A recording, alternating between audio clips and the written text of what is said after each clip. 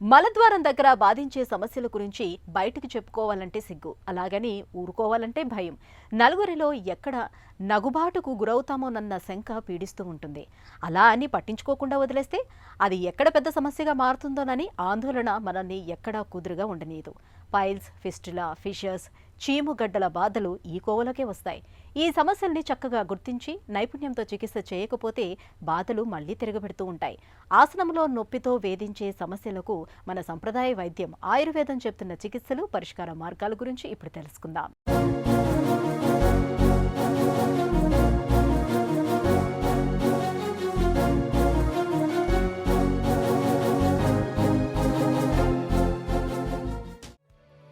సమస్య వచ్చిన చోటు, అది పెట్టే బాధ, ఇవి రెండూ మనిషిని ముళ్లకంప మీద కూర్చున్నామా అన్నట్లుగా బాధిస్తుంటాయి.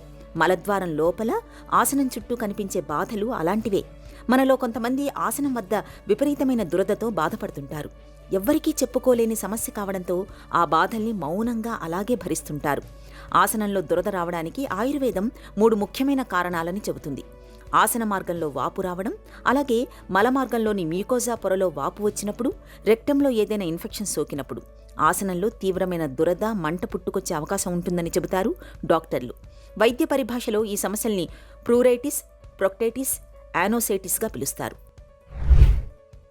గుద మలద్వారం బయట తీవ్రమైన ఇచ్చింగ్తో కూడి ఇంట్లో ఎవరికి చెప్పలేకుండా, డాక్టర్ల దగ్గరికి పోలేకుండా సిగ్గుపడేటట్టుగా చేసి మాటి మాటికి గీరుకునేటట్టుగా, ఆ గీరుకోవడం ద్వారా సెకండ్ ఇన్ఫెక్షన్ చొరబడి తీవ్రమైనటువంటి ఇచ్చింగ్, అల్సరేషన్ అండ్ అదర్ కాంప్లికేషన్స్తో పాటు ఎవరికీ చెప్పుకోలేని వ్యాధిది. ఇది చాలామంది మా దగ్గరికి వచ్చిన తర్వాత కూడా, సార్ మాకు లోపల రూములకు తీసుకెళ్ళండి, మమ్మల్ని లోపల పరీక్ష చేయండి, ఇక్కడ ఎవరు ఉండొద్దు అని చెప్పబడే అత్యంత సిగ్గుతో కూడినటువంటి విషయం ఇది. నిజంగా మేము అర్థం చేసుకోగలం. దీనిలో ముఖ్యమైనటువంటి కారణాలు ప్రూరైటిస్, ప్రోక్టైటిస్, యానుసైటిస్. దీనికి ఆయుర్వేదంలో అహిపూతనము కానీ itching in the anal canal కింద కూడా తీసుకుంటాం. దీన్ని ప్రూరైటిస్ అనేటువంటి వ్యాధి యానల్ పార్ట్ లోపల సివియర్ ఇచ్చింగ్. ప్రోక్టైటిస్ అనేటువంటి వ్యాధి అది యానల్ కెనాల్ లోపల రెక్టమ్ యొక్క మ్యూకోజల్లో వాపు. యానుసైటిస్ అనేటువంటిది యానోడర్మ్ పై భాగం లోపల ఇన్ఫ్లమేషన్ కారణంగా వచ్చేటువంటి ఇచ్చింగ్. ఈ మూడింటికి చాలా వ్యత్యాసం ఉంది. చికిత్స లోపల కొంత సమాంతరత ఉంది. సో ఇలాంటిది మనం కొంచెం సైంటిఫిక్గా బేరీజ్ వేసినట్టయితే, ఒకటి ఫుడ్ హ్యాబిట్స్, ఎన్విరాన్మెంటల్ ఫ్యాక్టర్స్ కావచ్చు, సిస్టమిక్ ఫ్యాక్టర్స్ కావచ్చు, నర్వస్ సిస్టమ్ లోపల ఫ్యాక్టర్స్ కావచ్చు, ఇతరత్రా కారణాలు కావచ్చు. మనకు సిస్టమిక్గా చూసినట్టయితే లివర్ వ్యాధులు ఉండేవాళ్ళు, కిడ్నీ వ్యాధులు ఉండేవాళ్ళు, షుగర్ పేషెంట్స్, హైపర్ టెన్షన్స్ లోపల ఇది ఎక్కువగా రావడం చూసాం. న్యూరలాజికల్ ఫ్యాక్టర్స్ లోపల చూసినట్టయితే నర్వ్ ఎండింగ్స్ చచ్చుబడి వాచిపోయి కొన్ని సెంట్రల్ నర్వస్ సిస్టమ్ డిజార్డర్స్ లోపల ఈ వ్యాధి రావడాన్ని చూసాం. కొంతమందికి శరీరాంతర్గతంగా ఉండేటువంటి ఐబిఎస్, కొలనిక్ వ్యాధులు, పేగులలో వచ్చేటువంటి ఇరిటబుల్ బవెల్ సిండ్రోమ్ లాంటి వ్యాధులలో ఈ 3 రావడాన్ని చూసాం.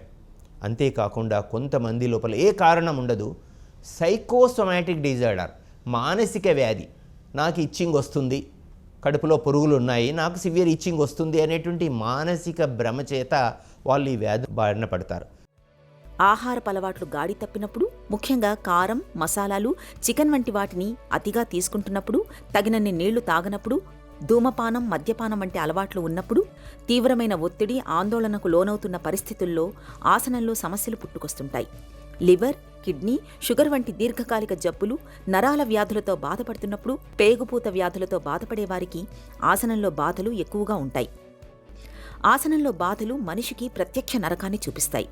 ఆసనంలో తీవ్రమైన నొప్పి, దురద, మంట, రక్తస్రావం మొదలైన సమస్యలు వేధిస్తుంటాయి. ఇలాంటి పరిస్థితుల్లో ఆసనంలో బాధల నుంచి ఉపశమనం కోసం ఆహార విహారాలు, జీవనశైలిలో ప్రత్యేకమైన జాగ్రత్తలు తీసుకోవాలి. పండ్లు, పండ్ల రసాల వంటి ద్రవాహారాల్ని ఎక్కువగా తీసుకోవాలి. రోజువారీ ఆహారంలో ఆకుకూరలు, పీచు పదార్థాలు తప్పకుండా ఉండాలి. పెరుగు, మజ్జిగల్ని తప్పనిసరిగా తీసుకోవాలి. ఆహారంలో కారం, మసాలాల్ని బాగా తగ్గించాలి. చికెన్, మటన్ వంటి వాటిని చాలా పరిమితంగా తీసుకోవడమే మేలు. కుర్చీకి అతుక్కుపోయి పనిచేయడం మంచిది కాదు. తీవ్రమైన ఒత్తిడికి, ఆందోళనకు లోను కాకుండా చూసుకోవాలి. సో ఇవి ఎందుకంటే ఒక వైద్యుడికి ఏ కారణాల వల్ల ఎందువల్ల వచ్చిందని తెలిస్తే ఆ కారణాలకు వ్యతిరేక్తంగా ఖచ్చితమైనటువంటి ట్రీట్మెంట్ ఆయుర్వేదం ద్వారా చేయడానికి ఆస్కారం ఉంది. పిల్లలలో అయితే అహిపూతనము అనేటువంటి వ్యాధి కింద, పెద్దవాళ్ళైతే ప్రూరైటిస్, ప్రోక్టైటిస్, అనుసైటిస్ కింద మనం చెప్పొచ్చు. దీని లోపల ముఖ్యంగా మహామరీచాది తైలం ఎక్స్టర్నల్ అప్లికేషన్, డర్మా కేర్ క్యాప్సిల్స్ని ఉదయం 1 రాత్రి 1 ఇవ్వడం, అట్లా కాకుండా తిక్తక లేపాన్ని ఫలసర్పి విధానం లోపల గుదమార్గంలో పిచుమార్ రూపకంగా లోపల పెట్టడం, విడంగాది కషాయాన్ని ఉదయం 5 గ్రామ్స్ 5 ml, రాత్రి 5 ml, లేదా చూర్ణమైతే 5 గ్రామ్స్ ఉదయం రాత్రి ఇవ్వడము.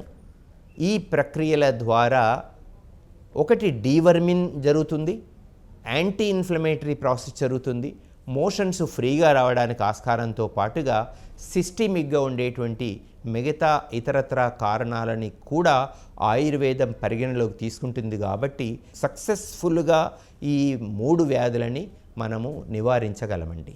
ఆసనంలో నొప్పి, దురద వంటి బాధలకు చాలా వరకు ఆహార విహారాలే కారణంగా ఉంటాయి. ఆహారంలో ఆకుకూరల్ని, పీచు పదార్థాల్ని, పళ్ల రసాల్ని ఎక్కువగా తీసుకోవాలి. సాధ్యమైనంత తరచుగా నీళ్లను తాగుతుండాలి. మానసిక ఒత్తిళ్లను తగ్గించుకోవాలి. నిత్యం కాసేపు వ్యాయామం చేయడాన్ని అలవాటు చేసుకోవాలి. ఆసనంలో దురద, నొప్పి వంటి బాధలు తీవ్రంగా ఉన్నప్పుడు మహామరీచాది తైలాన్ని బాహ్యంగా పూతగా పట్టిస్తే మంచి ఫలితం ఉంటుంది. అలాగే తిక్తక లేపనాన్ని ఆసన మార్గంలో పట్టించడం వల్ల కూడా మంచి ఉపశమనం లభిస్తుంది. ఇక విడంగాది చూర్ణాన్ని, డర్మాకేర్ క్యాప్సూల్ని నిత్యం కొంతకాలం పాటు తీసుకోవటం వల్ల మంచి ఫలితం ఉంటుంది. ఆసనంలో బాధల నుంచి త్వరగా బయటపడవచ్చు.